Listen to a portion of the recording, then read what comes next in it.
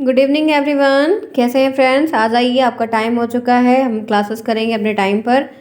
आपको daily classes मिल रही है, अपने टाइम को मेंटेन रखिए, अपनी क्लासेस को मेंटेन रखिए। बिल्कुल भी मैं डिले नहीं कर रही हूँ, तो आप भी डिले मत करिए। दिन भर अपना पढ़ाई करिए, जो भी करना हो करिए और टाइम पर आइए। अच्छा फ्रेंड्स, जो टीचिंग की बात बोली थी उसका भी ध्यान रखना। जिसकी भी टीचिंग लग जाती है, मुझे सभी लोग अपना जो टेलीग्राम वो लेटर है वो टेलीग्राम पर अरुण सर को भेज देंगे, मुझे मिल जाएगा। इस बात को आप बिल्कुल भी ध्यान रखिएगा, गलती मत करिएगा, ठीक है। आप लोग अपना लेटर जो है जिसका भी लग जाए भेज देगा। अभी सब जगह नहीं लगी इसलिए मत परेशान होइए, लेकिन अपने कॉलेज में कांटेक्ट बनाए रखिएगा। और कुछ बच्चे पूछ रहे थे कि मतलब टीचिंग हम जो जो नहीं जाते उनको भी। फ्रेंड्स, चाहे आप कॉलेज जाते हो चाहे आप कॉलेज ना जाते हो, रूल रेगुलेशन सबके लिए बराबर होता है, सबको करना होगा। और ये सोचिए कि आप रहते कहीं और हैं और एडमिशन लिए कहीं और है, तो फ्रेंड्स आप जहाँ रहते हो वहाँ पर अपनी टीचिंग नहीं लगवा सकते हो। जहाँ पर एडमिशन लिया है जिस ज़िले में, वहीं पर टीचिंग लगेगी, ठीक है। तो ये बात ध्यान रखिएगा। अपने टीचिंग से रिलेटेड जितनी भी चीज़ें हैं वो अपने कॉलेज से कांटेक्ट बनाए रखिए, नहीं छूट उठ जाए और नाम वगैरह ना दें तो आगे चल के बहुत दिक्कत होगी। इसलिए अभी से आपको मैं जब बता रही हूँ तो इसका काम पर ध्यान रखिए, बिल्कुल भी लापरवाही में कहीं गलत ना हो जाए सब कुछ, ठीक है। आइए फिर स्टार्ट करते हैं आज की क्लास को। मैं हूँ शालिनी, स्वागत करती हूँ आप सभी का अपनी क्लासेस में, शालिनी क्लासेस में। होपफुली फ्रेंड्स आपको मेरे साथ जुड़कर बहुत कुछ जानने को मिलेगा, सीखने को मिलेगा। अपना पूरा प्रयास मैं करूँगी। सब्सक्राइब कर दिए जो भी भाई बंधु पहली बार आज मेरे चैनल पर आए हैं, भैया दीदी जो भी हैं। टेलीग्राम को ज्वाइन करिए। टेलीग्राम का लिंक आपको हर एक वीडियो के कमेंट बॉक्स में पिन कर मिलेगा, वहीं पर लिंक दिया गया, वहीं से आप ज्वाइन कर लीजिए ताकि बढ़िया रहेगा आपके लिए। लाइक शेयर सब्सक्राइब तो आप बिल्कुल नहीं भूलिएगा, जो आपके लिए बहुत इंपॉर्टेंट और मेरे लिए तो एकदम बूस्टर का काम करता है। आज की भी क्लास में हम यहाँ पर करेंगे आपका ये सेक्शन अधिगम का पेपर 2, 50 नंबर का पेपर है। ध्यान रखिएगा फ्रेंड्स यहाँ पर, क्योंकि पता है ये करवा इसलिए नहीं ताकि एक टॉपिक का पूरा क्लियर हो कि हाँ ये टॉपिक क्लियर हो गया, ताकि आप उसको रिवाइज कर पाओ। अगर हम ऐसे ढेर सारी क्लासेस एक साथ ले लेंगे तो आपको समझ नहीं कि सिर्फ एक दो क्लासेस कंटिन्यूअस चलती रहे और वो टॉपिक पूरा ओवर हो जाए, वो ज़्यादा बेस्ट है। आइए फिर स्टार्ट करते हैं आज की क्लास को। मैंने आपको 4 प्रविधियों के बारे में 2 क्लास में बता दिया है। एक क्लास में 2 बताया, एक क्लास में तो आज भी आपको 2 बता दूंगी, ताकि आपका 2-2 करके पूरा ये खत्म हो जाए। पूरा डिटेल बता रहे हैं, ध्यान रखिएगा। कोई दिक्कत होती है तो कमेंट बॉक्स में बताइएगा, ठीक है। आइए चलते हैं, देखते हैं। ये प्रश्नोत्तर बताया था आपको, मुझे उम्मीद है देख लिया होगा। जिन्होंने नहीं देखा, क्लासेस हुई ज़रूर देख ली। वर्णन और व्याख्यान बताया था पूरा क्लियर तरीके से, ठीक है। मैं बताती चल रही हूँ हर एक टॉपिक को, ध्यान रखिएगा। कुछ ही चीज़ें आएंगी, पूरा नहीं आएगा, लेकिन आएगा प्रश्न, इस बात को ध्यान रखिएगा, ठीक है। चलिए देखते हैं। आइए स्टार्ट करते हैं। आज जिस प्रविधि के बारे में हमको पढ़ना है वो है कहानी कथन प्रविधि। ये जो प्रविधियाँ हैं ना, ये इतनी अच्छी हैं, इतनी बेस्ट हैं, क्योंकि इनके नाम से ही हमें पता चल जाता है कि इसके अंदर अंतर्गत मतलब अंतोगत्ता क्या होगा। नाम से ही जाहिर हो जाता है तो इसके अंदर क्या होने वाला है, इस बात को हम यहाँ पर ध्यान रखेंगे। अब देखिए यहाँ पर हम क्या करने वाले हैं, जो यहाँ पर हमको बहुत क्लियर तरीके से ध्यान रखना है वो पता है यहाँ पर क्या है। वो ये है कि यहाँ पर ये जानना है कि कहानी कथन प्रविधि में क्या क्या चीज़ें आएंगी, कैसे करना है, ऐसा कैसे इस्तेमाल करना है, वो सारी चीज़ें देखिए। कहानी कथन प्रविधि सामाजिक अध्ययन शिक्षण की एक बहुत महत्वपूर्ण विधि। समाज की चीज़ों को, सामाजिक अध्ययन का मतलब है कि समाज को जानना, समाज कैसे चलता है, इन सब चीज़ों को जानना। तो इन सब चीज़ों के जो शिक्षण की एक विधि है के लिए ये बहुत ज़्यादा इंपॉर्टेंट है, ठीक है। बहुत ज़्यादा ये चीज़ इंपॉर्टेंट है। इसके माध्यम से शिक्षक छात्रों का ध्यान अपनी ओर आकर्षित करता है। इसके थ्रू जो टीचर है वो बच्चों का जो अटेंशन है वो अपनी ओर आकर्षित करता है। इस विधि के द्वारा छात्रों के मन में कल्पना और कौतूहल यानी कि जो उथल पुथल चल रही उनको जागृत होता है। बच्चों के दिमाग में जब आप एक कुछ पिंच करो, कुछ उनके दिमाग में ले आने का प्रयास करो, आपका दिमाग बड़ा कैसे होगा जब आपके दिमाग में कुछ उथल पुथल चलती रहेगी। अच्छा ये क्यों हुआ, मान लीजिए टीचर ने कुछ बता दिया, आपके दिमाग में अच्छा एक ये वाला डाल देंगे कलर तो क्या होगा, अगर इसको कुछ कर देंगे तो क्या होगा, ये वाला स्क्रू लगा देंगे तो क्या होगा। कुछ भी चीज़ें हों, आप अपने दिमाग को खर्चा करो, अपने दिमाग को खर्चा करो। उस पर जब आप कुछ पिंच करोगे ना, अच्छा ये क्यों क्यों क्यों क्यों क्यों का प्रश्न जो नहीं करता वो आगे नहीं बढ़ता। तो क्यों का जब प्रश्न बच्चे करने लगते हैं, क्योंकि छोटे बच्चे हैं उनको तो पता भी नहीं रहता है, उनको जो जो बताई जाती है वो उसमें सोचने का पूरा प्रयास करते हैं, अपना पूरा कार्य करते हैं। तो उनके मन में जाए जिज्ञासा का जो भाव है वो कहानी के द्वारा लाया जाता है। कहानी एक बहुत अच्छा पहलू, बहुत अच्छा रास्ता है जिसकी हेल्प से बहुत कुछ किया जा सकता है। यह विधि मनोवैज्ञानिक विधि, ये कैसी विधि है, तो ये एक मनोवैज्ञानिक तरीका है जिसका इस्तेमाल करके हम इस कार्य को अच्छे से कर पाते हैं। इसके द्वारा बालकों में नैसर्गिक शक्तियों का विकास होता है। इसके द्वारा मतलब समाज में जो शक्तियाँ हैं, समाज को जीने के लिए, प्यार जानने के लिए, जैसे माँ बाप का प्यार क्या है, भाई समाज में माँ बाप भी तो आ जाएंगे आपके लिए। कल का 2 भाई है 3 भाई कल को अलग अलग मतलब अपना अलग अलग लोग घर बना के रहते हैं, बहन अपनी अपने घर जाती है तो वो भी सब समाज हो जाता है सबका अपना, भले रिश्तेदार अपने सगे संबंधी होते हैं। तो उन सब के प्रति उनके लिए क्या कैसा रुख होना चाहिए, बाहर जो पड़ोस रह रहा है उनके लिए कैसा होना चाहिए, तो सब सिखाया जाता है, बताया जाता है। इसके द्वारा शिक्षक छात्रों के लिए पाठ्यवस्तु को सरल और रोचक बनाने में समर्थ होता है। टीचर इस विधि को यूज़ करके ना बच्चों के सामने उस चीज़ को बहुत आसानी से बना देता है। कैसे? जैसे समय बोला गया कि ये समाज में, अब कहानी में क्या बताया जाता है, एक गांव था, एक गांव में ऐसे एक चिंटू था, एक राजू था। वो लोग वो जो हम ऐसे कहानी देखे हैं कहीं भी याद नहीं आ रहा, शायद एनसीईआरटी में पढ़े थे क्या। तो उसमें क्या है कि खेत उत का बंटवारा होता है, नाली जाती रहती है तो नाली को लो चकबंदी आती है, नहीं करने देते हैं तो थोड़ा सा उनके खेत से काट लेते हैं, दोनों भाई में मार पिटाई हो जाती है। और ये वैसे वैसे स्टोरी है, ठीक है, बहुत सारी स्टोरियाँ हैं ऐसे। तो ये सब समाज से क्लास में कैसे बताएंगे, तो क्लास में स्टोरी बता रहे हैं तो एक लड़के को राजू बना देंगे, एक को चिंटू बना देंगे और ऐसे सिखाएंगे। तो ये सब एक तरीका है सिखाने का, तो इन विधियों का इस्तेमाल किया जाता है क्योंकि कहानी बताई जाती है और कहानी के अंदर समाज की बातें बताई जाती हैं। तो कहानी बताए, समाज की बात सिखाए और कहानी से बच्चों के मन में जिज्ञासा बन गई और 2 ही बच्चों को, एक को चिंटू बना दी एक को राजू बना दी और मज़ा आ गया उसमें। समझ में आई बात? यही तरीका है, समझो आप मैटर को। अतः छात्रों को महापुरुष, समाज सुधारक, लेखक, संत, अन्वेषक यानी कि खोजकर्ता, वैज्ञानिक की कहानियाँ सुनाई चाहिए। अब बच्चों को कहानी सुनाओ, ठीक है, सेब गिर रहा है, ग्रेविटेशनल मत बताओ, छोटे बच्चे नहीं आएगा, लेकिन वो गिरना, उनको ये बोलो कि आप कोई चीज़ ऊपर फेंकते तो नीचे ही क्यों आती, गेंद ऊपर क्यों नहीं चली जाती, गुब्बारा ऊपर चला जाता है वो नीचे क्यों नहीं आता अगर गैस का गुब्बारा है तो, ठीक है, ऐसे भी गुब्बारा हवा पा के उड़ जाता है, ठीक है, या तो वो आके फूट जाएगा। तो ऐसे जो आश्चर्य की चीज़ें हैं जिनमें बच्चों को क्वेश्चन बन जाए, ठीक है, उन सारे लोगों के बारे में बताओ जो उनके विकास के डेवलपमेंट की तरफ उनको आगे बढ़ाएं, अग्रसर लेके चले, काम करें, उनके लिए हेल्प हो, तो इन सब का आप बहुत अच्छे से इस्तेमाल कर सकते हैं आप बताने के लिए, ठीक है, क्लियर। आइए इनके गुण समझते हैं। पहली बात है कि इस विधि के द्वारा छात्रों को सरलता से ज्ञान प्रदान, बहुत ही साधारण तरीके से, बहुत सिंपल तरीके से बच्चों को ज्ञान दिया जाता है, सिखाया जाता है, ठीक, क्योंकि बालकों में कौतूहल और काल्पनिकता की अधिकता होगी। छोटे बच्चों में ना कल्पना की होती है बहुत जिज्ञासा, क्योंकि एक दिन वो पायलट बनते हैं तो एक दिन वो कुछ और बनते हैं, 1 घंटे बाद वो फुल्की बेचने वाले बनते हैं तो 1 घंटे बाद वो कुछ बनते हैं। ऐसे अक्सर बच्चे करते हैं कि उनको जो चीज़ वो दिख जाता है वो उसी चीज़ को करना पसंद करते हैं, ठीक है, कभी कभी तो कबाड़ बेचने वाले बन जाते हैं, बच्चे हैं, करते हैं, अपना अपना है। समझ में आ रही है बात? तो काल्पनिकता, इमेजिनेशन जो है आप डेवलप उनमें कर सकते हो, क्लियर। चलिए आइए फिर आगे बढ़ते हैं दूसरे पॉइंट पे। दूसरा देखिए, इस विधि में छात्र अपने आंतरिक भाव को प्रकाशित करने का अवसर पाते हैं, क्योंकि कल्पना में जब बातें होती ना तो उनको ये कहा जाता है अच्छा यहाँ तक बता दिया, अब इसके आगे आप बताओ कि इसके आगे क्या हो सकता है। तो एक बच्चा अपना बताएगा, फिर एक बच्चा अपना बताएगा, एक लड़की अपना बताएगी, तो ऐसे अलग अलग होगा। तो अपने जो उनके मन के अंदर के भाव रहते हैं ना उनको बाहर निकलने का मौका मिल जाता है। कुछ बातें उसी में अच्छी हो जाती है, सबको हंसी आ जाती है, तो उनको लगता है कि हाँ हम जो है बहुत ही प्रिय हैं और वगैरह वगैरह डेवलपमेंट होता है।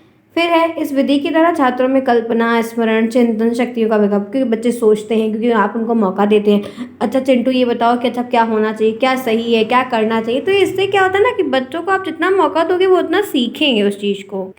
ये सही बात है ना, कि सही है ना, जब तक आप मौका ही नहीं दोगे तो कोई सीखेगा कैसे, तो उसको आप अवसर दीजिए तो और अच्छा रहेगा।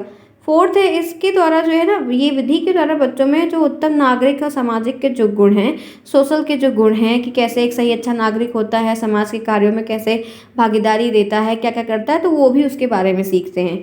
कहानी को, क्योंकि आप समाज की कहानी बता रहे हैं ना, जैसे आप सपोज करो चिंटू और राजा 2 भाई भाई ही हो जाते, बंटवारा हो जाता, तब ये समाज की बात आती ना, तो वो सारी चीज़ें। कहानी को क्रम के अनुसार सुनाना चाहिए, जी हाँ सही बात है। अब आप बिना सर पैर की बात करेंगे तो बात समझ में किसी को नहीं आएगी, चाहे वो बच्चा हो चाहे वो बड़ा हो, क्लियर।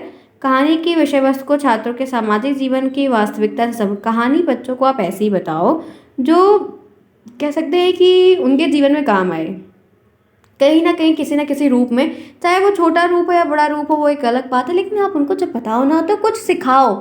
हमेशा कुछ सिखाने के लिए सोचो कि उनको आप कुछ सिखा रहे हो, उनको कुछ नया आ रहा है, आज वो कुछ नया सीखे। हम कुछ उनको नया बताए, ठीक है, उनकी रियल लाइफ से जुड़ी हो। तभी देखिए जाहिर सी बात है फ्रेंड्स, जब हम अपनी कोई वास्तविकता की चीज़ें पढ़ते हैं, बाल विकास इसलिए बहुत अच्छा होता है सब्जेक्ट, कि बहुत आसानी से समझ है, क्योंकि हम देखते हैं ऐसे घर में, तो ऐसा होता है तो वो चीज़ें ज़्यादा समझ में आ जाती हैं। तो इन्हीं बच्चों को भी इस विधि का इस्तेमाल करके ऐसी चीज़ों को सिखाओ जो उनकी वास्तविकता के साथ हो, तो उस चीज़ को देखेंगे, देखी हुई चीज़ ज़्यादा याद रहती है, ज़्यादा समझ में आती है। फिर कहानी के उद्देश्य पूर्ण होना चाहिए। अब जो कहानी आप बता रहे हो उसका कोई ना कोई उद्देश्य होना चाहिए, तो किसी न किसी चीज़ का एक सही तरीके से निर्माण होना चाहिए। फिर देखिए कहानी मौखिक रूप से सुनाई, कहानी जो है ना मौखिक रूप से सुनाई चाहिए, ठीक है, जाहिर सी बात है मौखिक ही सुनाई जाती है। बीच बीच में प्रश्न भी करते रहिए ताकि बच्चे को ये लगे, आपको ये पता चलता रहे कि बच्चे आपकी बात को पूरे अग्रसर होकर सही तरीके से सुन रहे हैं, नहीं धड़ धुड़ दें और बस धड़ करें कुछ धड़, ठीक है। ध्यानपूर्वक सुने और उनको उससे क्या सीख रहे हैं, क्या नहीं सीख रहे हैं, मज़ा आ रहा है, नहीं आ रहा है, तो उनका कुछ एक आकलन आपको भी लगता रहे और उनको भी रहे कि सर अभी हमसे पूछ लेंगे। फिर 9th देखिए, शांत वातावरण में छात्रों की मानसिक स्थिति के अनुसार कहानी सुने। एकदम कूल माइंड में इस पूरे को माहौल, क्लास का एनवायरनमेंट शांत करके वहाँ पर अच्छी अच्छी बातें सिखा सकते हैं आप इस विधि का इस्तेमाल करके। शिक्षक को स्पष्ट और प्रभावशाली शैली में कहानी को, एक शिक्षक को सही तरीके से एकदम साफ सुथरी क्लियर शब्दों का इस्तेमाल करते हुए एक अच्छी शैली के साथ बच्चों के सामने उस छोटी सी कविता, जितना आप बढ़िया प्रेजेंटेशन करेंगे उतना बढ़िया आपको फीडबैक मिलेगा। नेक्स्ट देखिए, कहानी अर्थपूर्ण और वास्तविक होनी चाहिए। कहानी है ना वो अर्थपूर्ण हो जाए, कोई चीज़ अगर कोई बता रहे हो, सिखा रहे हो, तो उसका कोई अर्थ होना चाहिए, उसमें कुछ वास्तविकता होनी चाहिए, सब इमेजिनेशन, कल्पना दौर पर नहीं होना चाहिए, ठीक है।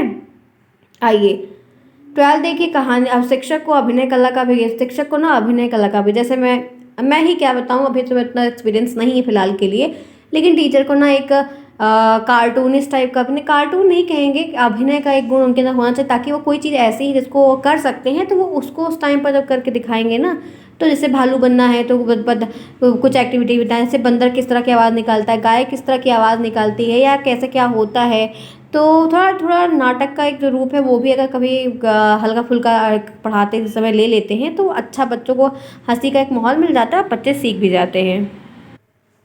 आइए नेक्स्ट पॉइंट देखते हैं यहाँ पर क्या है। 13 है, शिक्षक को छात्रों का सहयोग लेकर कहानी सुनाई। बच्चों का जितना मन हो, बच्चा जितना सपोर्ट करे, बच्चों की है सहमति जितनी रहे, बच्चा जितना जितना आगे चलता रहे, मतलब उनके साथ चलो, नहीं मन है तो आज ओवर करो, जितना है उतना ही।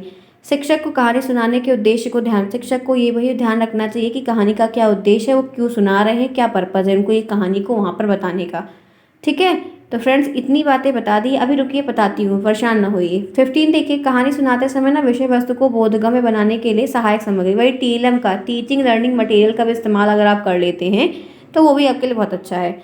16 है, कहानी अधिक लंबी नहीं होनी चाहिए और विषय समय, कहानी जो आप बता रहे हैं ना वो 3-4 मतलब पन्ने की, 10 पोथे की नहीं होनी चाहिए, छोटी कहानी होनी चाहिए ताकि उस दिन ख़त्म भी हो जाए और उसका एक निष्कर्ष भी निकल जाए, और विषय से भी संबंधित होनी चाहिए। विषय से मतलब, विषय का मतलब ये है कि जाहिर सी बात है, तो क्लास 5th के बच्चे तो 5th की ही सुनाओ, और उसके बाद फिर जो है उनका इस एक स्टैंडर्ड आकलन कर लो कि कितने तक की कहानी उनको समझ में आएगी, इतनी बात आपको ध्यान रखनी है, ठीक है।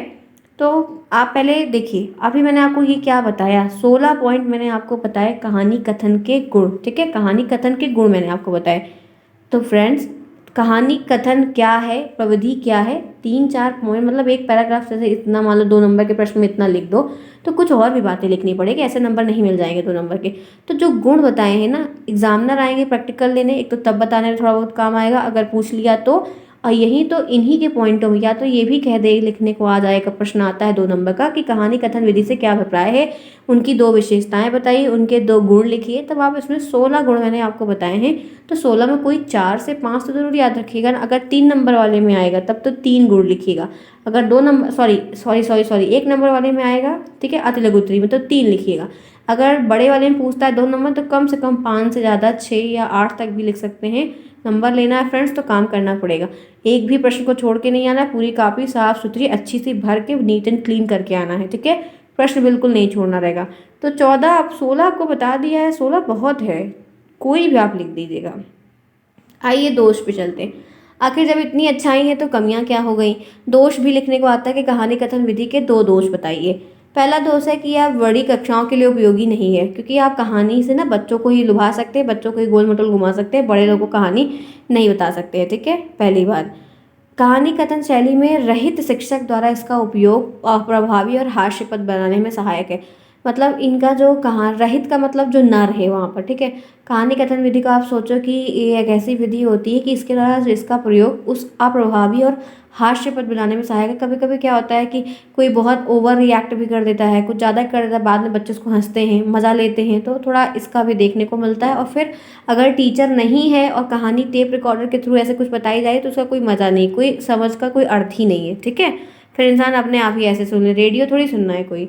नेक्स्ट है कहानी में निष्क्रियता मतलब इनएक्टिवनेस, छात्रों की श्रोता बना। कभी कभी क्या होता है कि जब हम इस चीज़ों को जाहिर सी बात है बैठ कर कहानी ही सुन रहे हैं, तो अगर आप बच्चों से प्रश्न नहीं करेंगे, सारे बच्चों से प्रश्न भी नहीं कर पाएंगे, तो बच्चे सुन रहे हैं, बस सुन रहे हैं, फिर कोई मतलब ही नहीं हो। अगर सब्जेक्ट में आया तो क्वेश्चन से याद करके पास हो जाएंगे, कोई भागीदारी नहीं होगी उनकी। इसीलिए कहानी ऐसी बनाई कि उसमें कुछ बच्चों को इन्वॉल्व करते रहिए, तो ये सब दोष है, ठीक है। चौथा दोष क्या है कि कहानी में कल्पना की अधिकता रहती है, इसमें बच्चों में अविश्वसनीयता का वकल्प, जो कहानियाँ होती हैं ना वो उसमें वास्तविकता कम होती है और कल्पना की चीज़ें ज़्यादा होती हैं, ठीक है। तो बच्चे उतना रिलेट नहीं कर पाते हैं और उतनी बढ़िया तरीके से फिर उनको लुभाती नहीं है। अच्छा देखिए फ्रेंड्स, हर एक हाथ अच्छा है तो एक हाथ बुरा है। आप एक हाथ से देखोगे तो अच्छा है, एक हाथ से देखोगे तो खराब है, क्योंकि अच्छाई के साथ बुराई भी है। गेहूं के साथ घुन पिसता है, तो अच्छाई है तो बुराई भी रहेगी। तो कोई किसी किसी बच्चे के लिए फ़ायदेमंद हो जाती है, किसी स्टैंडर्ड किसी ग्रुप ऑफ लेवल के लिए, किसी किसी के लिए नहीं होती है, ठीक है। क्लियर। अब आइए मैं बताती हूँ आपको, जब आप ये विधि का इस्तेमाल कर रहे हो तो क्या क्या आपको सावधानी रखनी है। छात्रों की आयु के अनुसार कहानी सुनाई, जी हाँ, 5 का बच्चा है तो 5 की सुनाओ, 4 का बच्चा 4 की सुनाओ, 10 का बच्चा 10 की सुनाओ, ठीक। कहानी संक्षिप्त और सरल, कहानी जो हो छोटी हो, सरल हो, उसमें सरल शब्दों का इस्तेमाल हो, सरल शब्दों का इस्तेमाल। जैसे फ्रेंड्स कह सकते हैं कि खुश है, खुश, खुश एक वर्ड है ना। अब खुश हिंदी में खुश है तो प्रसन्न, अति प्रसन्न, ठीक है, अति सुंदर, अति प्रीतम, तो बहुत सारे शब्द बन गए ना। लेकिन मतलब क्या है, खुश, happy, happiness, very happy, exhausted. तो एग्जॉस्टेड वर्ड की काफ़ी टफ टफ वर्ड है। Happy, very happy, very good को क्या बोलते हैं, एग्जॉस्टेड बोलते हैं एडवांस इंग्लिश में। तो एग्जॉस्टेड एक कठिन वर्ड है जो बच्चे को नहीं, वही आप हैप्पी लिख दोगे उसको समझ में आएगा ना, वो खुद भी हैप्पी हो जाएगा। तो वही चीज़ कहानी में सरल शब्दों को ले आओ, ठीक है।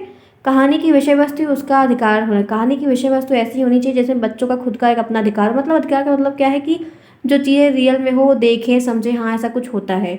कहानी की भाषा शैली विषय वस्तु के मानसिक स्तर के अनुरूप, भाषा शैली वही भाषा का जो शब्दों का बोला गया कि भाषा भी उचित होनी चाहिए ताकि सही शब्दों का इस्तेमाल किया गया रहे।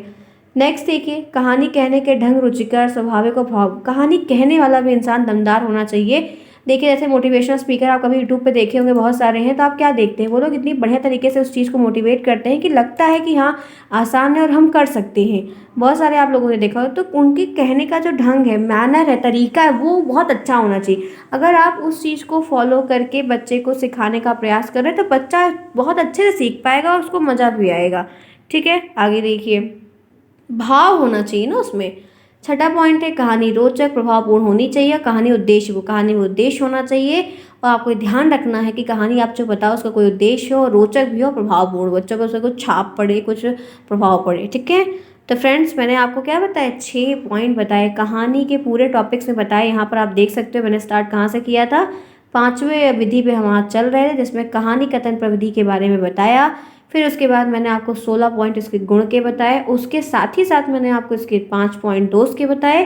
फिर मैंने आपको 6 पॉइंट मैंने आपको इसके क्या बताए, सावधानियां बताई कि जब आप कहानी। अच्छा फ्रेंड्स एक बात और याद आ गई, यही है देखिए पढ़ते पढ़ते याद आ जाता है। यहाँ पर ये चीज़ जो इसमें आ रही है ना, ये हिंदी में भी आएगी, हिंदी में भी कहानी कथन है ना, तो ध्यान रखना सेकंड सेमेस्टर में भी है, फर्स्ट में भी कभी कभी थोड़ा बहुत आ जाता है। ध्यान रखना ये कहानी का हिंदी का जो आपका 25 नंबर का पेपर है उसमें कहानी से संबंधित कुछ कुछ चीज़ें ज़रूर दी गई हैं। अब देखते हैं पहले अवलोकन के, अच्छा छोटा सा ये, चलिए फिर आइए ये भी खत्म करते हैं क्योंकि वैसे भी 2 बोला है तो 2 कर देंगे, 20 मिनट की लगभग क्लास हो चुकी है। आइए छठी विधि देखते हैं, अवलोकन। अवलोकन का मतलब एनालिसिस करना, जांच रखना, जांच नहीं कहेंगे, एनालिसिस करना, देख रेख करना, चेकिंग करते रहना, लगभग ऐसा, ठीक है। हर चीज़ का अनुभव लेना, अनुभव लेके कुछ बताना कि नहीं ये चीज़ ऐसी है, ऐसा होना चाहिए था या ऐसा कुछ हो रहा था, ठीक है। आइए चलते हैं आगे, फिर देखते हैं यहाँ पर जो नेक्स्ट विधि बताई जा रही है उसमें यहाँ पर क्या है, देखिए। अवलोकन पद्धति का प्रयोग अति प्राचीन काल से होने के कारण यहाँ पर है कि कारण इसे जो है वैज्ञानिक शोध की शास्त्रीय पद्धति कहा जाए, ये यहाँ पर हम हटाएंगे, ठीक है। कुछ गलत टाइप हो गया है। ये जो पद्धति है काफ़ी पुरानी है, क्योंकि पहले हम लिखते नहीं थे, कुछ होता नहीं था तो हम यही अवलोकन ही करते थे। तो अवलोकन पद्धति का जो प्रयोग है वो बहुत प्राचीन काल से हो रहा है। ये एक वैज्ञानिक शोध शास्त्रीय पद्धति भी कहा जाता है इसको। यहाँ पर है जूडो और कुक ने कहा है कि अवलोकन केवल दैनिक जीवन की ही अत्यधिक व्यापक क्रिया मात्र नहीं है, वो वैज्ञानिक जांच का भी एक प्राथमिक यंत्र है। जी हाँ, क्योंकि सबसे ज़्यादा अवलोकन का मतलब क्या है, जानते, टेस्ट करना हर चीज़ का। तो साइंटिफिक का जो एरिया है वहाँ का ये प्राथमिक यंत्र है, क्योंकि वहाँ पर हम हर चीज़ को टेस्ट करते हैं ना, अवलोकन करते हैं, जांच करते हैं, देखते हैं। जैसे अब की बार आप टीचिंग करने जाएंगे तो उसमें लिखा रहेगा विद्यालय का अवलोकन, तो वहाँ पर आप क्या देखोगे, विद्यालय कैसा है, बच्चों के बैठने के लिए बेंच है कि नहीं है, बच्चों के बैठने के लिए दरी है कि नहीं है, कॉपी पेंसिल मिली थी कि नहीं मिली थी, कपड़ा जूता बटा था कि नहीं बटा था, खाना सही तरीके से मिल रहा है, दो दाल चावल मिला, चावल बिना है कि नहीं बिना है, दूध फल कुछ मिलता है कि नहीं मिलता है, साफ़ सफाई होती है कि नहीं होती है, टीचर टाइम पर आते हैं कि नहीं आते हैं, कक्षा में पढ़ाई होती है कि नहीं होती है। तो ये क्या है, आप देखोगे ना, ऑब्जर्व करोगे ना, तो यही है ऑब्जर्व करना। तो एक प्रकार से एक्सपीरियंस भी इसमें इंक्लूडेड हो जाएगा।